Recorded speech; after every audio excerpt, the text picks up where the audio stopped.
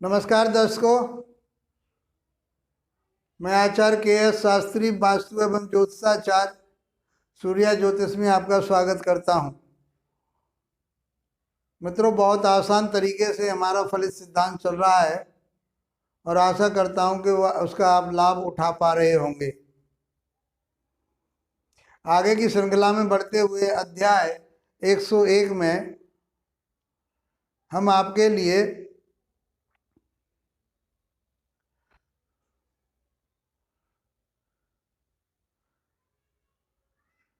आज वर्ग चार्ट को लेकर के आए हैं।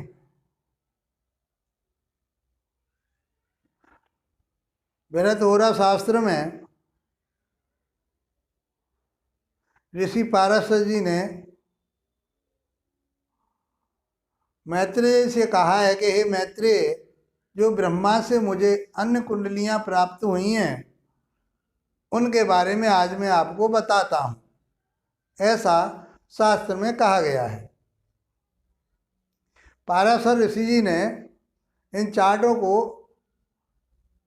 16 कुंडलियों में दर्शाया है और उन 16 कुंडलियों के उन्होंने 4 भाग बताए हैं। पहला भाग उन्होंने जो बताया वो षड्वर्ग बताया, जिसमें 6 कुंडली होती हैं। दूसरा भाग जो बताया उन्होंने सप्तवर्ग बताया। 6 कुंडली जो बताई उन्होंने वो, और एक 7वीं कुंडली और जुड़ जाती है, उसको कहते हैं सप्तवर्ग। तीसरा भाग जो उन्होंने किया, उन 7 कुंडलियों में 3 कुंडली और मिलाई तो उनको कहा 10 वर्ग, और उन 10 वर्गों में 6 कुंडली और मिलाई उन्होंने, उसका नाम दिया षोडश वर्ग। इस प्रकार से 16 कुंडलियों को उन्होंने 4 भागों में अलग अलग बांटा है। मित्रों, षड्वर्ग और सप्तवर्ग तक यदि आप लोगों ने इनको समझ लिया तो आप बहुत आसानी से 100% रिजल्ट दे पाएंगे। उन कुंडलियों को समझते हैं कि उनको हम किस किस तरह से देखते हैं और किस किस के साथ कौन कौन सी चीज़ों का निर्धारण होता है, वो इसमें बताया गया है।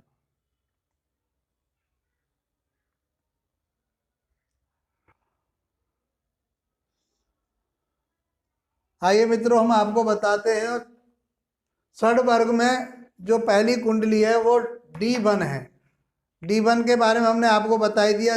D1, D2, D12, D10, D9। D जो दर्शाता है वो डिवीजन ऑफ चार्ट, उस कुंडली का वर्ग बताता है, हिस्सा बताता है। तो नंबर 1 पर लिया है D1, क्षेत्र अर्थात लगन कुंडली। नंबर 1 पर कौन है? लगन कुंडली है। लगन कुंडली से व्यक्ति का पूरा लेखा जोखा समझा जाता है। उससे शरीर की बनावट, रूप, स्वभाव जो भी हम देखते हैं वो लगन कुंडली से देखते हैं। क्षेत्र कहिए इसको या लगन कहिए।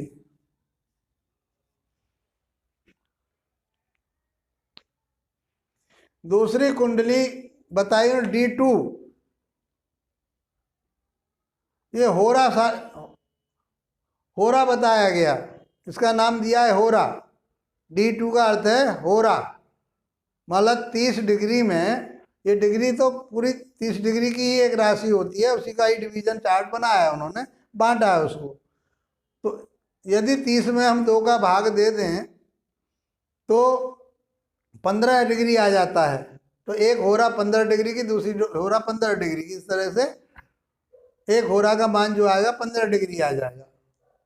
उनको कैसे देखा जाता, कैसे बनाया जाता, कैसे समझाया जाता, आगे हम आपको जैसी जैसी चर्चा आती रहेगी हम बताते रहेंगे आपको, क्योंकि इसमें गणित करना पड़ता है। गणित सिद्धांत अभी लेकर के हम नहीं चल रहे, केवल फलित सिद्धांत लेकर के पूरा शास्त्र की बात हमारी चल रही है। D3 ये दृश्यकांड कहा गया है, लेकिन इसको 3 भागों में बांटा जाता है, ये इसलिए D3 दिया है। दृश्यकांड 3 भागों में बांटा जाता है, तो 3 डिग्री में 30 डिग्री में हम 3 से भाग कर दें, उसे 3 जगह डिवाइड कर दें तो 10-10 डिग्री के 3 हिस्से हो जाते हैं उसके। तो पहला दृश्यकांड, दूसरा दृश्यकांड, तीसरा दृश्यकांड, इस तरह से वो आ जाते हैं। तो होरा के बारे में बताया, धन संबंधी बात इसी से देखते हैं। दूसरा भाव होता है, दूसरा भाव किसका होता है? धन का होता है। कुंडली में, लगन कुंडली में दूसरा भाव धन का होता है। तो हम धन की चिंता करेंगे, उसकी निर्धनता रहेगी, धन आएगा या जाएगा, तो इस प्रकार की चिंता आपको रहेगी या खुशहाली रहेगी, वो हम दूसरे होरा से उसको गणना करते हैं। दृश्यकांड से D3 में भाई बहनों से संबंध कैसे रहेंगे इसकी गणना की जाती है, ऐसा देखा जाता है। भाइयों के साथ संबंध बढ़िया रहेंगे, अच्छे रहेंगे, या उनके साथ संबंध बिगड़े हुए रहेंगे, अच्छे नहीं रहेंगे। D9 को नवांश कहते हैं। 9 भागों में बांटा गया 30 डिग्री को। 30 डिग्री में 9 का जब भाग आप दे देंगे, तो हमारे पास इतनी जगह नहीं है कि हम आपको उसे बता सकते, भाई आगे हम बताते रहेंगे, फिर भी बनाना भी बताएंगे आपको किस तरह से D9 को निकाला जाता है या D2 को निकाला जाता है, वो सब बताएंगे। तो D9 का अर्थ ये है 9 हिस्से करना। एक राशि के 9 हिस्से हमने आपको नक्षत्रों के आधार पर भी बताए थे। एक नक्षत्र के 4 चरण किए थे, तो एक राशि में वहाँ 9 नक्षत्र आ जाते हैं। तो यदि हम इस नवांश कुंडली से ही देखें सब कुछ, तो यही प्राप्त हो जाता है उसका। ये सहायता के लिए और दूसरी कुंडलियाँ हैं, इसके बारे में बताया। तो यदि हम ये कहें तो इससे क्या कहते हैं, जीवन साथी की बात कही गई है, जीवन साथी की बात कही गई है। और 9वां भाव जो होता है वो भाग्य का कहा गया है, और भाग्य में सब कुछ होता है। पति पत्नी की बात होती है, इसमें जीवन साथी की बात होती है। तो हम D9 से उसको देखते हैं। बाकी ऋषि ने ये कहा है कि यदि आपने नवांश कुंडली को सभी भावों पर लगा लिया, दूसरे भाव पे भी नवांश लगाया, तीसरे भाव पे भी भाइयों से संबंध कैसा रहेगा, तो नवांश लगाइए, फिर क्या देखना है, दृश्यकांड और देख लीजिए उसमें, तो आप बहुत सटीक तरह से 100% रिजल्ट पर पहुंच जाएंगे। तो इसमें नवांश कुंडली जीवन की बात होगी और जीवन साथी के साथ में बात होगी D9 से। D12 द्वादशांश ये गिनती है, संस्कृत में लिखी हुई होंगी, सब जानते हैं जो जिन्होंने संस्कृत का अध्ययन किया है। द्वादशांश का अर्थ है 12। तो D12 में क्या है, डिवीजन ऑफ 12। D12 में माता पिता को देखते हैं। माता पिता कहाँ से देखे जाते हैं? चौथे भाव से देखे जाते हैं। चौथे भाव से जब देखोगे तो माता पिता के बारे में, माता पिता का स्वास्थ्य कैसा रहेगा, माता पिता की उन्नति कैसी रहेगी, माता पिता के साथ संबंध कैसे रहेंगे, ये सब चीज़ें हम किससे देखेंगे? द्वादशांश से देखेंगे। लगन कुंडली लगाई हमने, लगन कुंडली से देखा, चौथे भाव से देखा, और चौथे भाव के बाद में हमने किससे देखा? नवांश कुंडली से देखा, लगन कुंडली से देखा। लगन कुंडली में चौथे भाव को देख लिया हमने, और उसके बाद में फिर नवांश कुंडली को देख लिया कि नवांश कुंडली क्या कहती है, चौथे भाव का मालिक कहाँ गया है नवांश कुंडली में। इसके बाद में हम नवांश कुंडली लगाना ही बताएंगे, क्योंकि वो बहुत ज़रूरी है, बिना उसके आप कुछ नहीं कर पाओगे। कहा गया है कि लगन जो है वो आपका शरीर है, और D9 जो बताया गया वो आत्मा बताई है। तो बिना आत्मा के तो वो शरीर नहीं चलेगा। इसलिए उन ग्रहों का की स्थिति D9 में जाकर के कैसी है, वो अच्छी हुई है या बुरी हुई है, उनमें बल प्राप्त हुआ है या कमजोरी आई है, तो उन ग्रहों की स्थिति के से उस ग्रह का जो कारक तो देना है उसको, उसमें गिरावट आएगी या शुभता आएगी, वो D9 से ही पता पड़ती है। तो माता पिता की बात हो रही तो पहले हम लगन कुंडली देखेंगे चौथे भाव में, चौथे भाव की बात करेंगे उसमें, फिर नवांश कुंडली देखेंगे कि नवांश कुंडली में उनकी क्या स्थिति है, और उसके बाद में फिर द्वादशांश को लास्ट में तीसरी कुंडली हम लगाएंगे। तो फिर माता पिता के साथ बिल्कुल सटीकता से आप बता दोगे। होरा शास्त्र में ये बताया है कि लगन कुंडली 100% काम करती है तो 50% नवांश कुंडली काम करती है, बाकी कुंडली चौथाई में और उनमें आ जाती है। तो नवांश कुंडली का बहुत महत्व बताया है, इसलिए इसके बाद में हम आपको नवांश कुंडली के बारे में विश्लेषण करेंगे और बताएंगे आपको। द्वादशांश से माता पिता के संबंध देखा जाएगा। D30 त्रिशांश से हम क्या देखेंगे, अरिष्ट, उस व्यक्ति का के साथ में क्या दुर्घटना हो सकती है, उसका क्या बुरा हो सकता है, वो अरिष्ट कहाँ से देखे जाते हैं, D30 से देखे जाएंगे। D1 लगाएंगे, D9 लगाएंगे, फिर D30 लगाएंगे। इस तरह से समझिए आप। ये हो गए हमारे षड वर्ग, 1 2 3 4 5 6, ये षड वर्ग यदि आपने समझ लिया तो आप 100% रिजल्ट पर पहुंचेंगे। इसमें एक वर्ग और दिया है सप्त वर्ग में, वो है सप्त वर्ग में D7 सप्तमांश। सप्तमांश में जब हम संतान का विश्लेषण करेंगे तो D1 लगाएंगे, लगन चार्ट लगाएंगे, D9 लगाएंगे, नवांश कुंडली को देखेंगे, और फिर पंचम भाव से हम क्या देखेंगे, सप्तमांश कुंडली को लगा करके संतान, पोते पोती, उनकी समृद्धि उन्नति सब हम जो है किससे देखेंगे, D7 से देखेंगे। तो आप बता पाएंगे कि आपके संतान किस तरह की आगे समृद्धशाली रहेगी, उन्नति करने वाली होगी, ये सब कुछ आप यहाँ से बता पाएंगे। ये हो गए अब 7 वर्ग हो गए, ये 2 वर्गों में बांट दिया, षड वर्ग और सप्त वर्ग। इसमें एक ही कुंडली ली है उन्होंने, D7। अब कहते हैं 10 वर्ग। 10 वर्ग में क्या हो गया कि 7 वर्ग तो ये हो गए और 3 वर्ग और इसमें आगे जोड़ दिए, तो इसका नाम दिया है 10 वर्ग। 10 वर्ग में D10 में दशमांश। दशमांश से क्या देखते हैं, इससे दशमांश से व्यवसाय की सफलता देखते हैं। जो व्यक्ति व्यवसाय करेगा वो कैसा व्यवसाय करेगा, वो हम D10 से देखेंगे, और उसका व्यवसाय किस प्रकार का रहेगा वो हम यहाँ आकर के देख लेंगे। तो पहले क्या देखेंगे, D1 देखेंगे, D9 देखेंगे, फिर उसके बाद में D10 देखेंगे। वहाँ जा कर के आपको बिल्कुल सटीकता से वो चीज़ मिल जाएगी। तो आप 100% कह सकते हो कि आपको ये व्यवसाय करना चाहिए, इसमें आपको उन्नति होगी, लाभ प्राप्त होगा। दूसरा कहा है D16। D16 में षोडशांश। षोडशांश में वाहन सुख और दरिद्रता की बात होती है। वाहन सुख, सुख और दरिद्रता, वो कहाँ से देखेंगे, D16 से देखेंगे, D16 से देखेंगे। और वाहन सुख कहाँ से देखते हैं हम, इसमें माता की बात नहीं हो रही, वाहन सुख की बात हो रही है, दरिद्रता की बात हो रही है, उसकी खुशहाली की बात हो रही है D16 से, षोडशांश से। तो पहले हम लगन कुंडली लगाएंगे और सुख कहाँ से देखते हैं, चौथे भाव से देखते हैं। चौथे भाव को देखेंगे D लगन में, फिर लगन कुंडली में फिर क्या देखेंगे, नवांश कुंडली में देखेंगे उनकी क्या स्थिति है, और उसके बाद में फिर हम क्या देखेंगे, षोडशांश देखेंगे। D60 षष्ठ्यांश।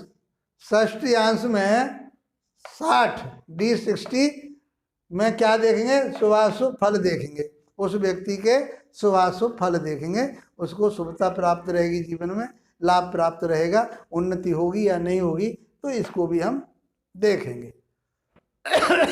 ये हो गए हमारे 10 वर्ग की बात हो गई। तीसरा वर्ग उन्होंने बांटा है ऋषि पाराशर ने, षोडश वर्ग। तो 10 वर्ग तो ये हो गए, 6 वर्ग और एक 7 वर्ग, 7 वर्ग और एक 3, ये 8 10 वर्ग, और 10 वर्ग में ये 16 वर्ग और दिए उन्होंने कि इनको भी आप देख लेते हो तो आप उस व्यक्ति के पूर्ण जीवन की जानकारी दे सकते हो। तो षोडश वर्ग में 10 कुंडलियां ये हो गई और 6 कुंडलियां ये लगाई हैं। तो D4 चतुर्थांश, चतुर्थांश से भाग्य देखते हैं उसका, 9वें भाव की बात यहाँ से भी हो रही है, नवांश से भी होगी। तो भाग्य देखते हैं उसका, चल अचल संपत्ति देखते हैं उसकी, कहाँ से? D4 से। D20 विषांश, विषांश में पूजा उपासना उसकी आध्यात्मिकता कैसी रहेगी वो हम किससे देखेंगे? D20 से देखेंगे। D24 D24 में चतुर्विषांश में शिक्षा दीक्षा ज्ञान विद्या ये सब हम किससे देखेंगे? चतुर्विषांश से देखेंगे 24 से। D27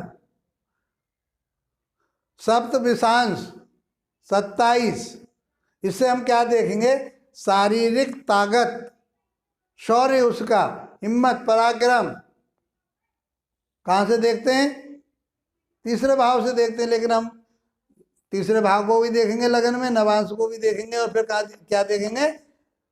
D27 शारीरिक ताकत, शारीरिक ताकत की बात हो रही है इसमें, इम्यूनिटी पावर जिसे बोलते हैं। D40 D40 में खवेदांश में, इसको खवेदांश कहा गया है, इसका नाम दिया खवेदांश। वैसे चतुर्विंश बोल सकते हैं हम इसके लिए। 40 D40 में खवेदांश की बात हो रही है, जीवन में शुभाशुभ फल, उसके जीवन में जो फल प्राप्त होंगे, शुभ होंगे या अशुभ होंगे, वो हम D40 से देखेंगे। D45 अक्ष वेदांश, इसका नाम दिया है अक्ष वेदांश। इससे क्या देखेंगे हम? जीवन में अच्छा और बुरा होना, उसके अच्छे विचार हैं बुरे विचार हैं, ये सब हम किससे देखेंगे? 45 से देखेंगे, D45 से। इस तरह से 6 वर्ग ये हो गए, 3 वर्ग ये हो गए, 6 वर्ग यहाँ हो गए, 1 वर्ग ये हो गया। इस तरह से ये षोडश वर्ग की बात ऋषि पाराशर जी ने मैत्रेय से कही कि इनको भी यदि आप देखते हो तो आप फलित सिद्धांत में बहुत कुछ 100% की तरफ पहुंच जाओगे और समझ पाओगे और बता पाओगे। मित्रों, बहुत आसान तरीके से मैंने आपके सामने ये बताया। जहाँ जहाँ इनकी ज़रूरत पड़ती जाएगी हम विश्लेषण लेके चलेंगे कुंडलियों का, उसमें इसके बाद में हम आपके लिए नवांश कुंडली के बारे में ज़रूर बताएंगे। जैसे जैसे हम अलग अलग पढ़ाएंगे फिर उन कुंडलियों को लगाएंगे कि उसको भी हम कैसे रीड करते हैं और समझ पाएंगे, और उनका बनाने का भी मेथड जब हम गणित सिद्धांत में पहुंचेंगे तो बताएंगे उनको कैसे बनाया जाता है। बाकी फलित सिद्धांत में वहाँ पे आपके पास चार्ट में ये सारी कुंडलियाँ आएंगी और उसमें हम उसी के माध्यम से आपको बता पाएंगे और आप उसको समझ पाएंगे।